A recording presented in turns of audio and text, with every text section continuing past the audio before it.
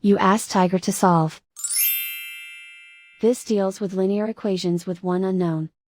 The final result is I equals 5. Let's solve it step by step. Group all constants on the right side of the equation. Subtract 5 from both sides.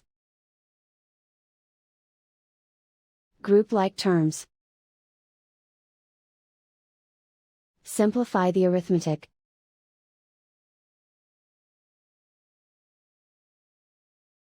Convert the I into a positive number. Multiply both sides by -1.